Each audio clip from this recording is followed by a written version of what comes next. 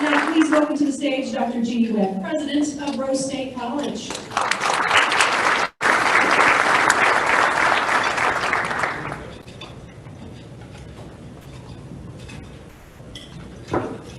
Trying to find the stairs. When you're short, the stairs are important. So I will be very brief, but I do have the pleasure to welcome you to start out with to Rose State College. So I am so thrilled you're here. I am Jeannie Webb. I'm president of Rose State. You're in our brand new student union, which we absolutely love. We are in the First National Bank banquet room. And I think it's so important to know that we are co-principals, which Tamara mentioned, for the Center of Workforce Excellence for Aerospace and Cybersecurity. We recently got that designation, and with our partners, Tulsa Community College, which Pete was already introduced, and President Goodson was unable to be with us today. But the whole point of the workforce development and aerospace for Rose State is we want to make a difference for the future for aerospace. We want Oklahoma to be the hub. So we need everybody in this room, and there's so many dignitaries, to help us go forward with this. We cannot do this alone. And we work with Career Tech, and you heard Aaron Collins from Metro Tech, but we work with Career Tech partners. We also work with OU, OSU, and other universities, because the only way we're going to be strong in aerospace and seamless is if we all work together. And that's what this Center of Excellence is about, how we can make a difference for the future. But what I'm really excited today is in a few minutes to hear from our speaker. And I think a lot of you already know Mr. Jim. I mean, he has been around forever. And Bridenstine, without a doubt, I'm calling Mr. Jim. But Mr. Jim Bridenstine, he's amazing. And I've heard him at many events. And he's a former administrator of NASA. He's a proud Oklahoman. And I cannot wait to hear what you're going to tell us about space and what you're going to tell us about aerospace and more than Mars, you know, and the red planet. So I'm pretty excited about that. I'm also excited that General Levy agreed to come. He was on the NASA board, and to introduce him today.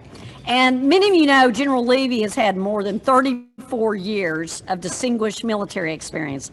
And I think a little bit of everything from global leadership to aerospace to air supplies to logistics to global to strategic planning to civil engineering. More than 42,000 people he was over when he worked over at Tinker and all the other Air Force. And I look really forward because now he is the owner and CEO of the Levy Company, but because he worked so much with Mr. Bridenstine, I'm just excited to see where and how and what we can do as we move forward. And we do have the two sponsors, and I do want to mention them once again. I think, Jeff, you moved tables. Jeff Camp from the Commerce Department. Absolutely been great partners. Wasn't that long ago, pre-COVID, we all got to go to Paris, and I'm looking forward to getting back to normal so that we can bring all those people to Oklahoma. It's a very exciting time. And then, of course, our other sponsor today from Intrust Bank is SED, and I know I'm going to say this wrong because Alex Sedlacek, am I close? That works. Okay. He told me he'd been called many things. I said I'm going to get as close as I can with your name. So I'm very excited. Thank you for Intrust Bank joining us. This great meal, this event is only possible because of our sponsors. I'm going to move on. I just want to say on behalf of my regents, Lori Major and Greg Smith, we do the things we do because we are supported by our regents. And I don't think I've ever been in a room with so many generals. And I can tell you it's pretty intimidating because every single general can get up here and speak better than you, and you know that. So with that, I am going to sit down and listen to who we really want to hear today. And so, Tamara, I hand it back off to you. Welcome the Director of Oklahoma's Department of Commerce ACES Division, Jeff Camp.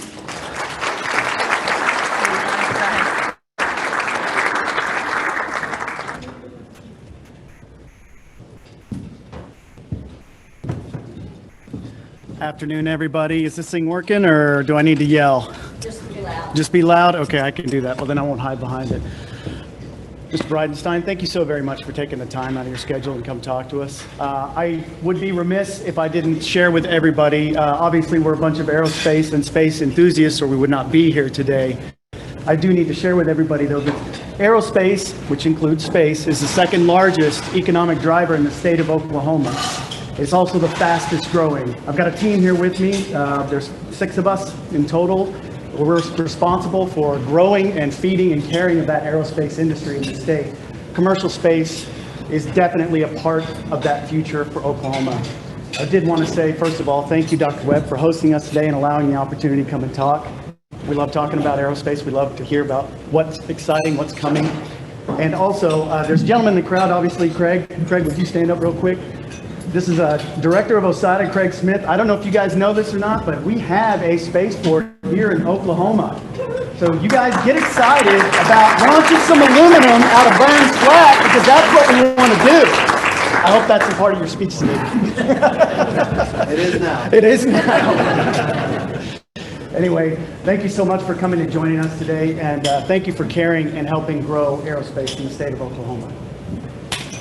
Welcome, Alex Savage, Senior Commercial Relationship Manager with Intrust Bank, and I think we have the microphone fixed, Alex.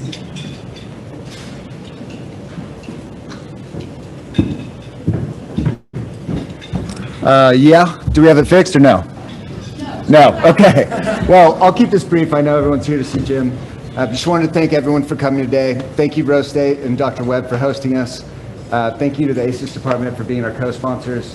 I would like to remind everyone that at the end of October, we'll have our 3rd annual Oklahoma Aerospace Forum. So we hope to see you there too. And that's really it. So thanks for having us. And to introduce Mr. Jim Bridenstine, we're honored to have with us General Lee Levy, retired U.S. Air Force, Governor Stitt's recent appointment to the Oklahoma Aerospace and Autonomous Systems Council, and member of the NASA Advisory Council. Welcome, General Lee Levy.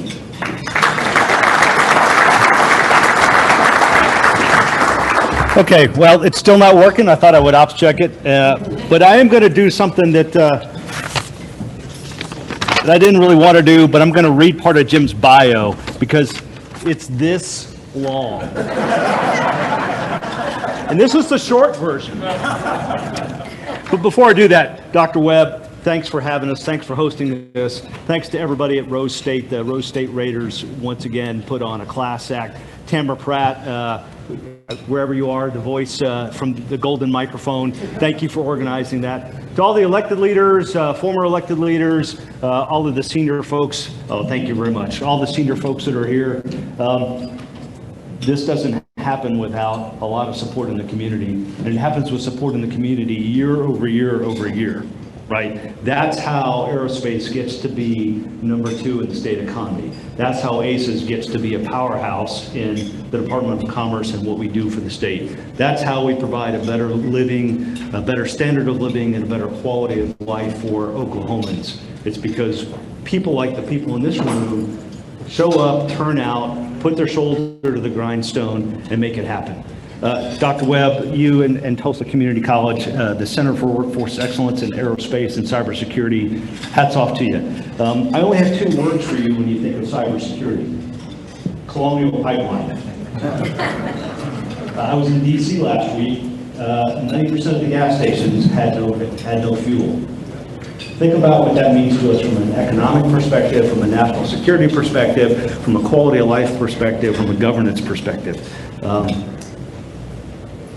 Endeavors like what Tulsa and Rose State are doing are absolutely at the forefront of how we make our nation and our economy secure for the future. All right, we're going to try this and see if this works. Technical stuff. What could possibly go wrong? There we go.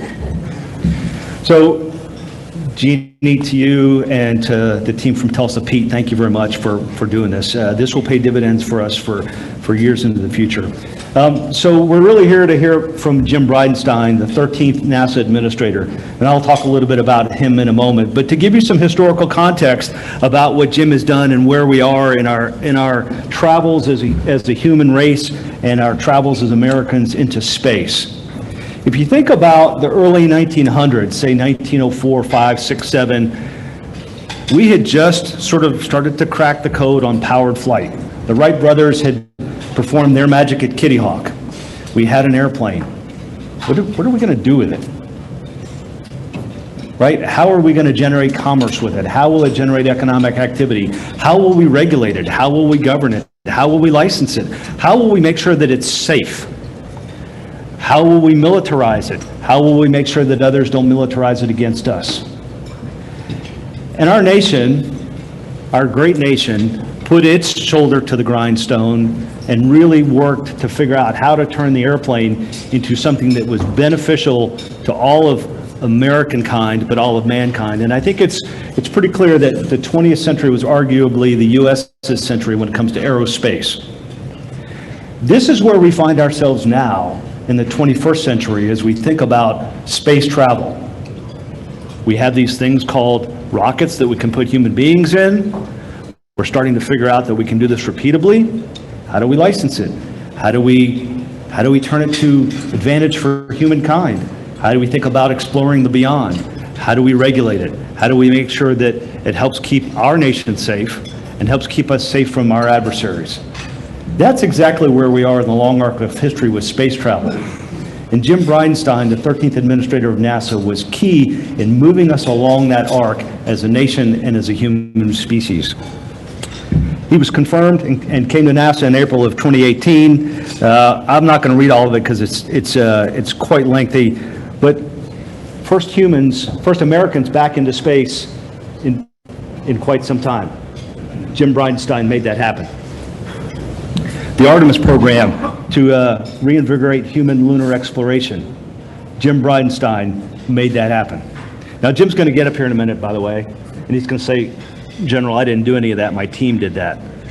Okay, I'll buy part of that, but I won't buy all of that. It was your leadership that helped put that team together and make sure that that team executed on time, on cost, to the objectives that the nation expected. The Orion crew capsule. The Commercial Crew Program, where NASA partners with commercial launch providers to do work for NASA. Keeping the space station resupplied, the International Space Station, which has been a success by pretty much any measure that you can think of. Typically, though, when we think of NASA, we think of space things, right? But aeronautics is in their name, in case you didn't know that. Under Jim's leadership, he reinvigorated or reinforced the aeronautic development of the X-59, the quiet supersonic transport, as we think about how do we move human beings in the air layer more quickly from point A to point B. He also worked deeply in developing the X-57, an electric-powered aircraft. All aspects of air and space, Jim's fingerprints are all over and will be for many, many decades to come. Not to mention things like autonomous systems, air traffic management. Now today, when you think about calling an Uber, think in 10 years from now when you call an Uber and it hovers out in front of your house and lands and picks you up and takes you somewhere and there's nobody on board. How you feeling about that? Good. Yeah. Bring it. That's right. Absolutely. Bring it. That air traffic management, Jim's fingerprints are all over that. As you know, Jim served three tours, if you will, in the U.S. Congress as the representative from the 1st District in Tulsa. He's from Ann Arbor, but spent most of his years here in Oklahoma. He attended Rice University. He's an owl, so, yep. I was a SMU guy back when there was a Southwest Conference many a year ago. But what you also should know about Jim is not just his legacy of service in the Congress and in NASA, but in uniform as well. A naval aviator, E-2 Hawkeye pilot, an F-18 pilot. A Hawkeye, for those of you who don't know, is like a mini AWACS. I often like to refer to it as Honey, I Shrunk the AWACS. That's the type of airplane that Jim flew. Then he went on to his congressional career. The Navy wouldn't let him fly. However, the Oklahoma Air National Guard would. So we said, come on, come fly with us, and where he participates in that. He's in his congressional time, and this is interesting, this will tell you how deeply he has affected Oklahoma and how smart and thoughtful he is about what's happening in our nation. Former member of the Armed Services Committee in the House, former chair of the Environment Subcommittee, former member of the Subcommittee on Sea Power and Projection of Forces, former member of the Subcommittee on Space, Subcommittee on Strategic Forces, member of the Science, Space, and Technology Committee, and a member of the Subcommittee on Energy. That's a pretty broad resume, ladies and gentlemen, very broad resume. And before I yield the microphone to him, I'd like to just mention about his military service and some of the medals that he has earned through his willingness to serve the nation in uniform. Jim doesn't talk about this much, but I'm gonna, because I think it's really important. During his time in uniform, and he has a long list of medals, but I'm just going to read some of the key ones that I think you and the audience might be interested in. He proudly wears the Global War on Terrorism Expeditionary Medal, the United States Navy Air Medal, the Iraqi Campaign Medal, amongst others. So for those of you who aren't steeped in that, let me translate that for you. That's not somebody who just showed up and got in the airplane. That's somebody who showed up and got in the airplane and went and did dangerous things in support and defense of our Constitution of the United States. So ladies and gentlemen, it gives me a real sense of pride, and it's truly an honor to introduce the 13th Administrator of NASA, Mr. Jim Bridenstine. Jim, the floor is yours.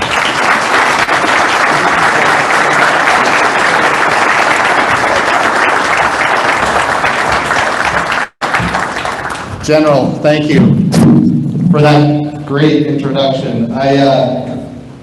Just so you guys, I guess I'll hold this away here. Just so you guys know, when I became the NASA administrator, we have this thing called the NASA Advisory Council, and it works for the NASA administrator.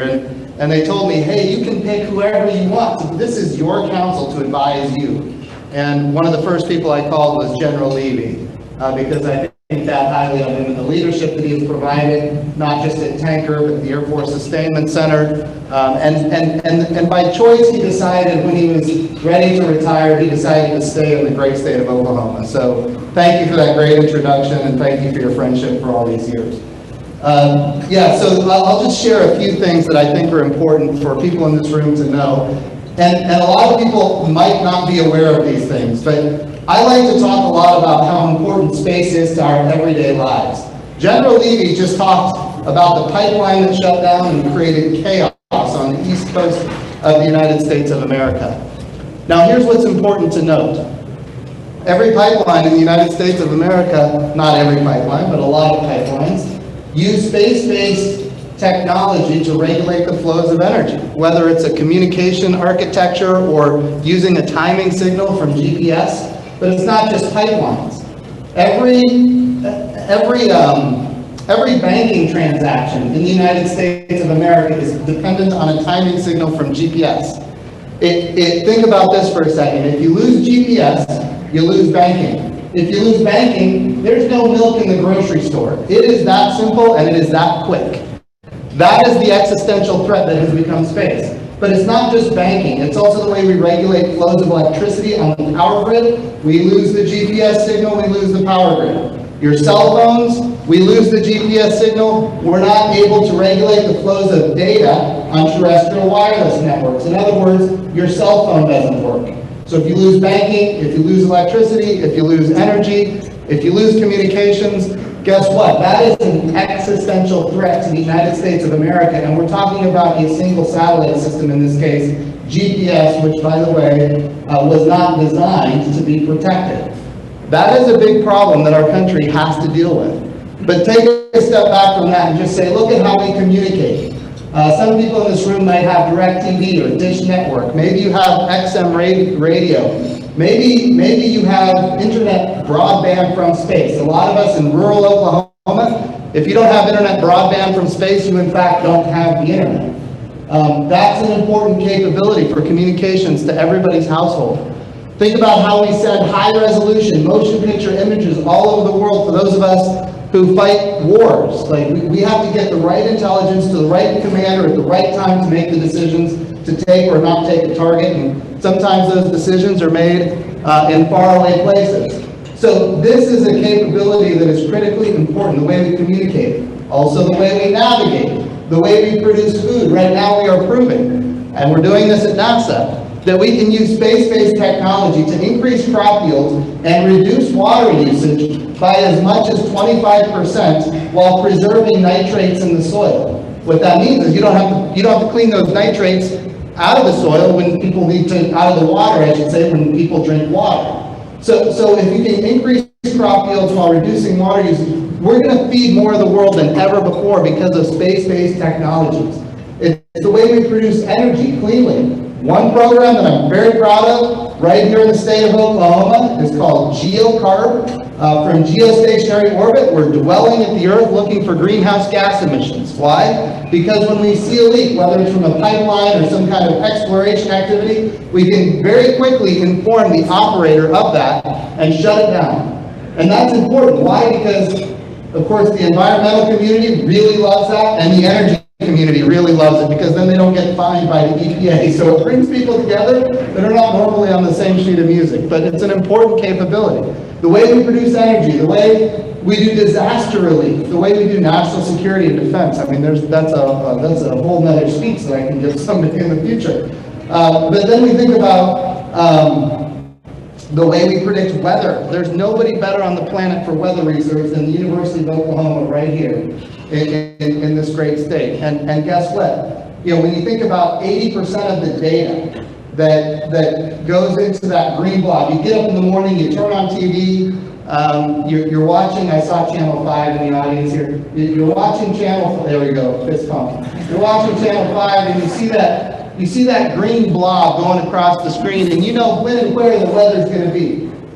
80% of the data that goes into that model is coming from space. So weather prediction, the way we understand climate, all of these things are critically important to who we are, and at the same time, they are all vulnerable, and it becomes an existential threat to the United States of America. So when I was in the House on the Armed Services Committee, Subcommittee on Strategic Forces, I was part of a small group that said, hey, we need something different. We need a space force. We need a force that is focused exclusively on space. The Air Force is wonderful. The challenge was the Air Force was responsible not just for the air domain, but the space domain and the cyber domain. And of course, they're getting, the Air Force is getting more and more and more missions, but they're not getting any more money. That's the big challenge. So how do we break it out to let people know that there is a domain here, that needs to be addressed? And so we worked really hard to create something called the Space Corps at the time.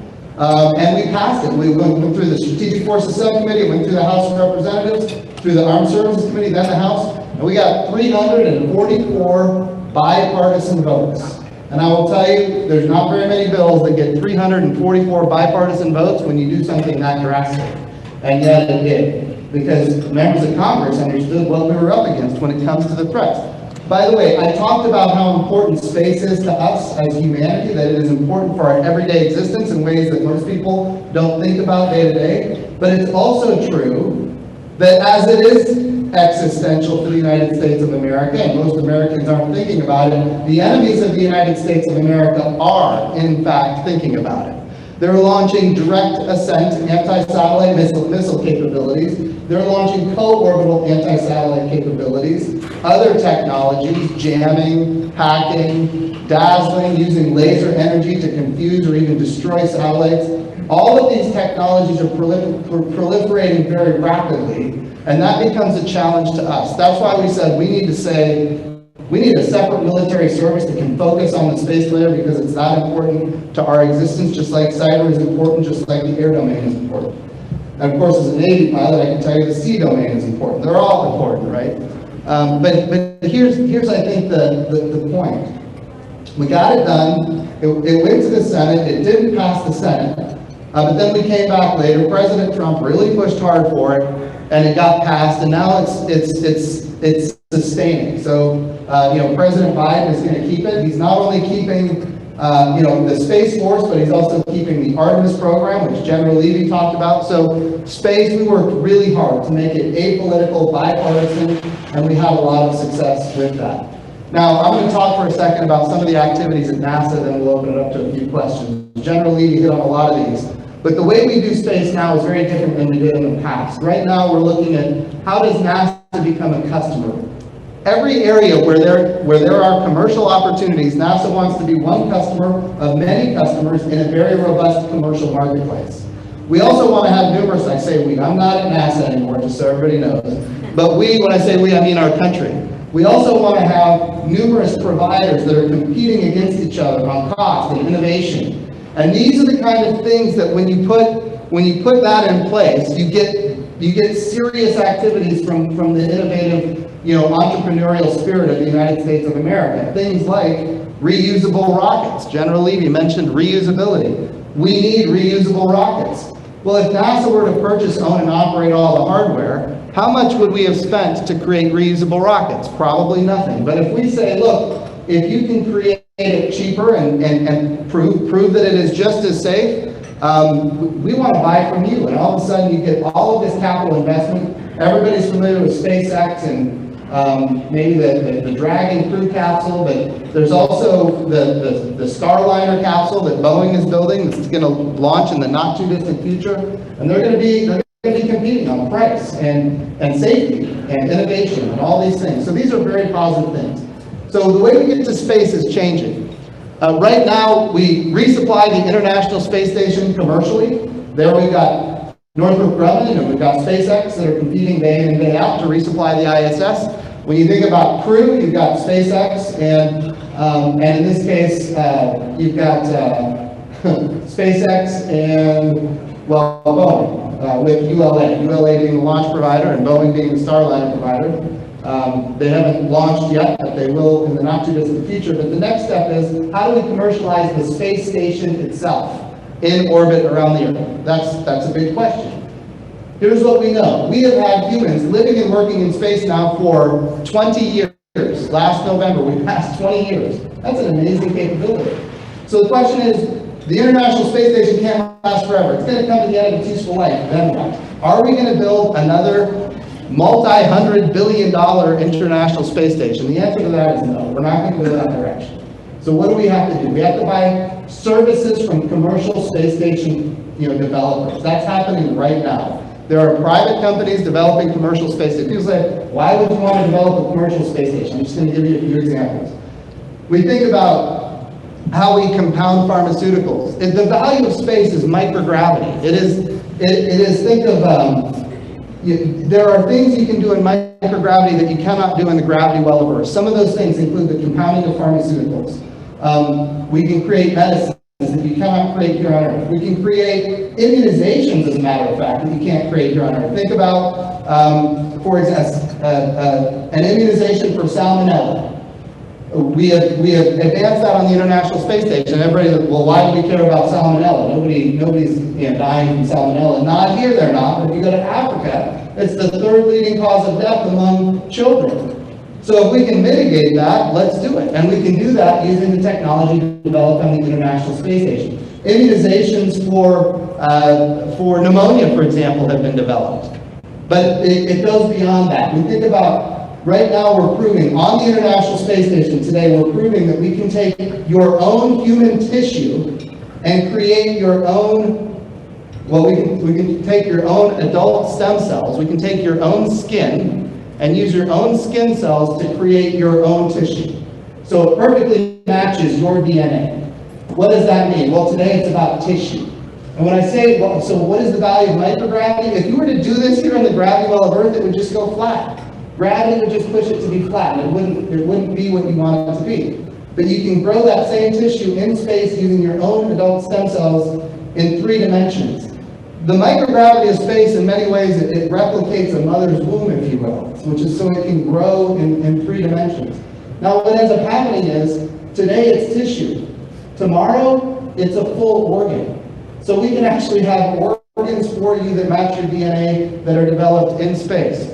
Right now, we're proving on the International Space Station that we can create an artificial retina for the human eyeball, so that people who have macular degeneration don't have to lose their eyesight. That is not something, again, we have to create something that is so thin. We're talking about the thickness of one atom, a material that's 1 or 2 atoms thick. Can't be done here in the gravity well of Earth, but in the microgravity of space, it not only can be done, we're proving that it can be done. And imagine this, a box that fits in the palm of your hand.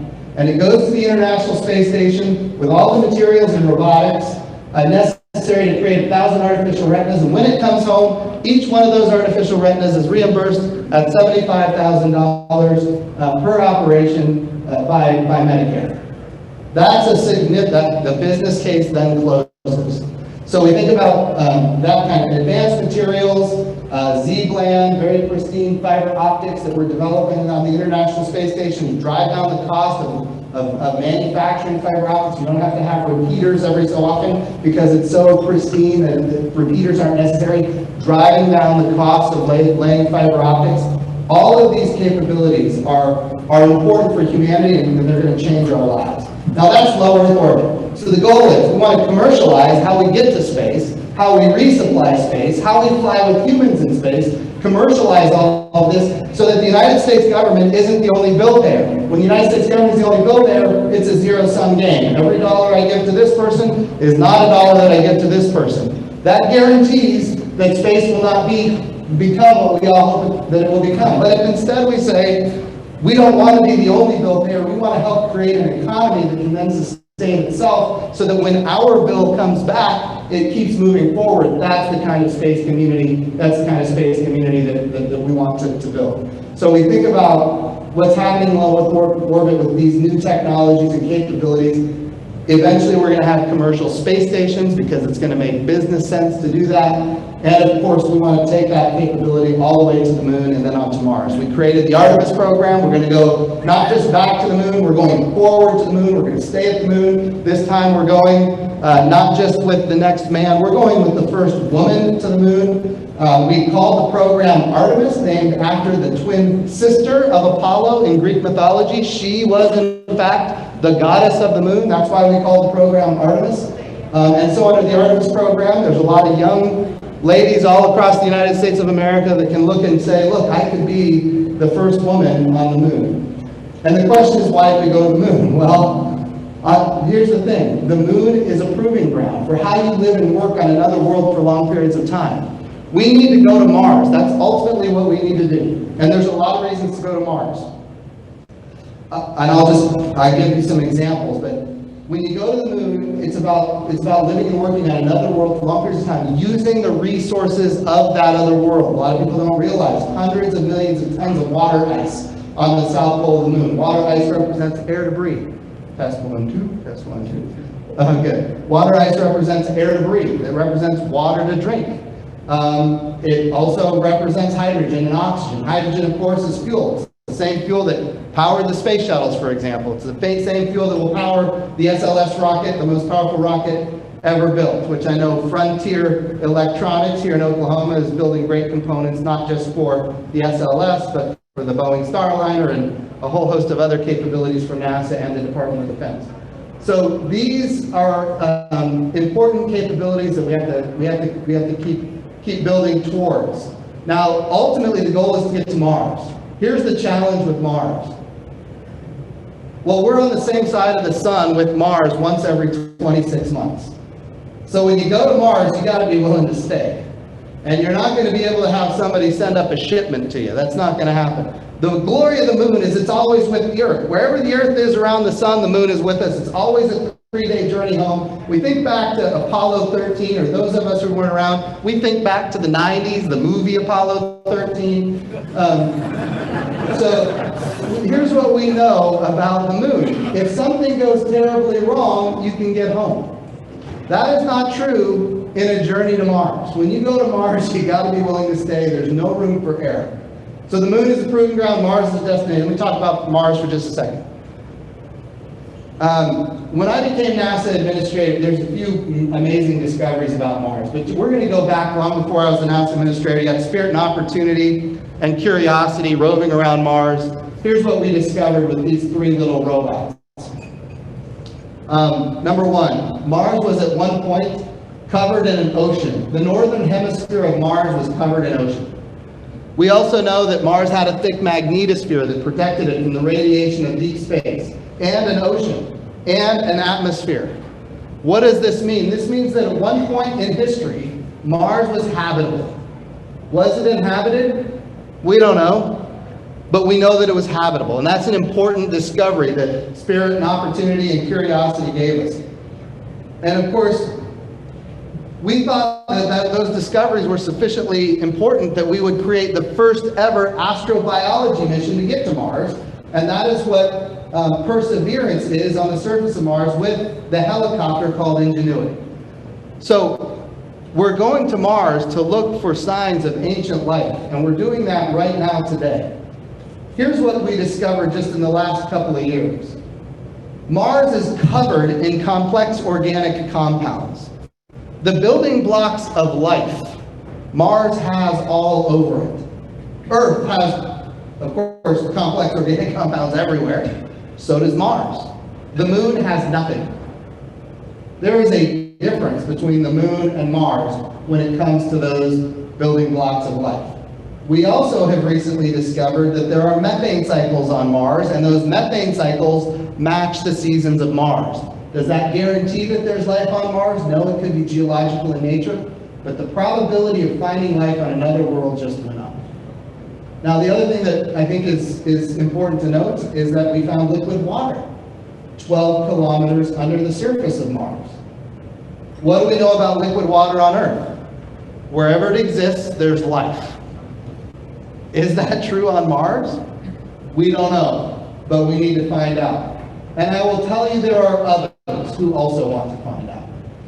And I think it's very important that if that discovery is made, which I don't know if it will be made or not, but if it is made, it ought to be the United States of America and a coalition of our partners that make that discovery, because it will forever add chapters to science books and history books.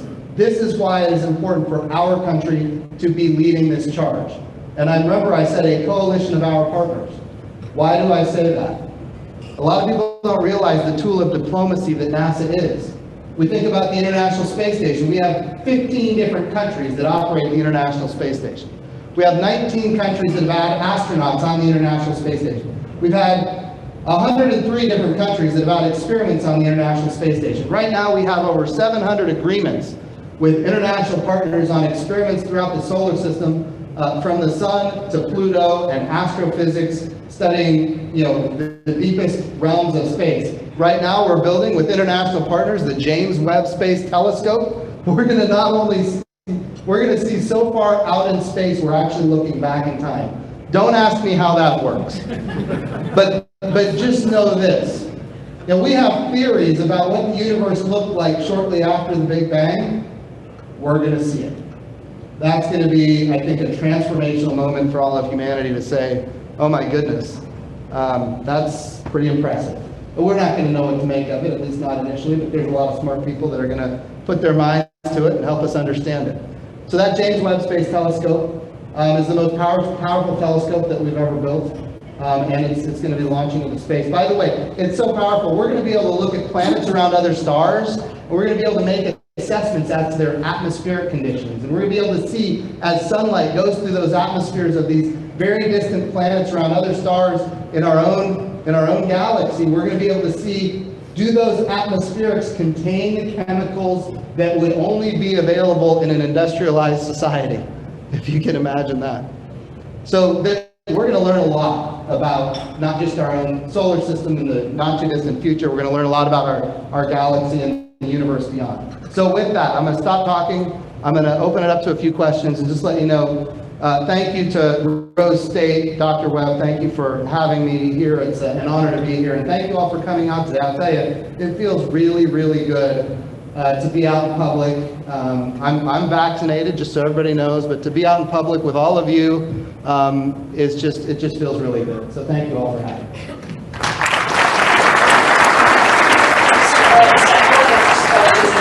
Back of the room, I'm sorry, since I have the mic, I get dibs. One of the first questions is spaceport. What do you see the potential of the Oklahoma Spaceport or Oklahoma Spaceport? Can you give us a little insight into that? Yeah, absolutely. So, one of the things that's unique about our spaceport, basically it's a a long runway. And it gives us an ability to launch and recover in the horizontal, which is important and unique. And there are companies that are mastering this every day: Virgin Galactic, Virgin Orbit, and others.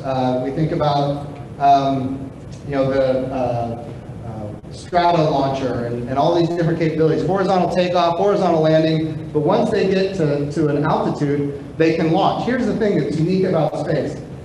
It is difficult to get into the orbit you want to get into. It costs a lot of money, it takes a lot of energy, and depending on your rocket, and depending on your payload and how much mass it has, you either can or can't get to that particular orbit. But when you have a launcher that is basically can fly, and it can fly anywhere and launch from anywhere, and it can launch on any inclination from any point on Earth, I mean, that's a tremendously powerful thing. So I think there is opportunity there from a horizontal launch and recovery standpoint for all kinds of different launch capabilities.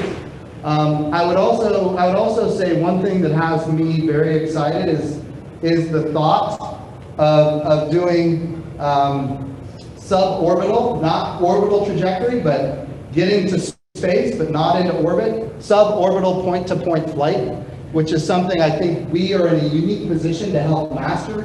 And I say that because we've got Spaceport America in New Mexico. We've got down in Texas. What is the spaceport down in Texas? Somebody help me. What is it? Well, there's Houston, but I'm thinking one in North Texas. Midland has it. The Midland Airport is in fact a registered spaceport now. So if you think about Northwest Texas, New Mexico, and then Burns Flat, I think there's a great opportunity for proving out this idea that we can do suborbital point-to-point, not just for tourism, but actually to move people and to move things. I think it's an exciting thing. So. Next question.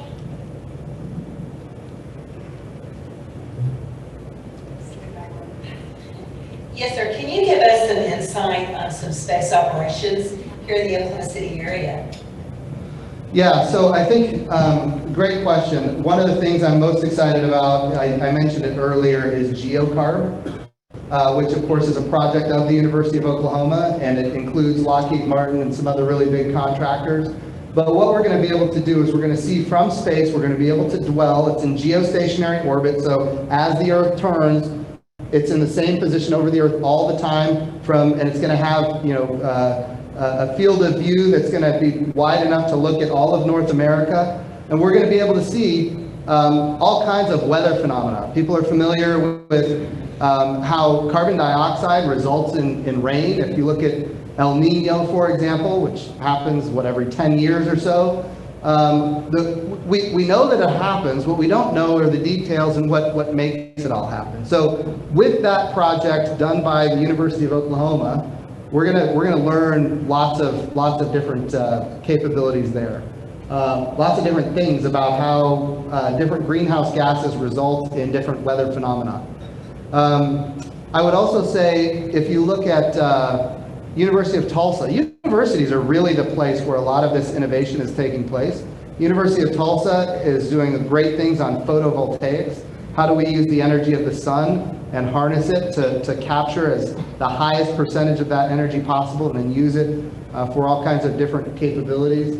Oklahoma State University is doing great work on unmanned aerial systems. They got a contract with NASA not too long ago to help us understand weather phenomena and what do we do if an unmanned system comes up against crazy winds or kind of big challenges. What do we do? Do we fly against it? Do we land it? How do we create the autonomy to have it make good decisions? Universities, I think, are a great place. I will tell you, here's where we are constrained, and I'm not going to tell you it's a good idea or a bad idea. I'm not in politics, and happily so. But did I hear an amen on that one? There's a Steve Russell up here in the front. Thank you, Steve, brothers. So I would say, here's where a lot of states do things that Oklahoma doesn't do to attract space industry. We talked about how the space industry is growing so rapidly right now.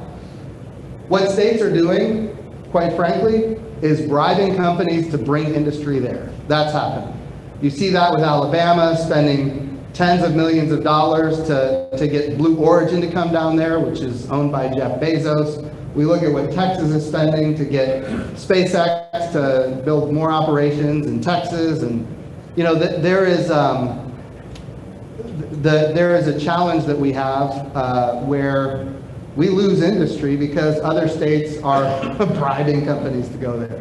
I think one of the advantages we have as the state of Oklahoma is the port of Catoosa. When you want to build really big devices that you can't truck down the road, you know, there's a great opportunity right there in Oklahoma. People don't realize Oklahoma has a port. That's an important capability for our state, and maybe not as recognized as it should be. So I think there's opportunities there, but universities are really the innovation centers for a lot of this activity. And hopefully we have time for one more question, sir. I'm here for you. Is there a question over here that I thought I saw a hand raised? Oh, excellent, Chris. Sorry. So we talked we talked a lot about a lot of companies today. Without those companies, you don't have a workforce. So what would you recommend? You got a great cadre of businesses, elected officials, educators. What would you recommend on how to get today's kids excited about joining the aerospace career? Yeah, that's a great question. I have a lot to say on it. So I used to be the executive director of the Tulsa Air and Space Museum. I know firsthand that aerospace has an ability to capture the imagination of young people, and you got to get them young, get them excited about the STEM fields. It happened to me when I was in 5th grade. I got to participate in a wind tunnel at the University of Texas at Arlington. I learned about the camber of a wing and aspect ratio and how do you change lift and drag and all those things. And at that point, I knew I was going to be involved in aviation. I didn't know what, but I knew that's what I was going to do with my life. So there's opportunity there with young people when it comes to education, when it comes to inspiration.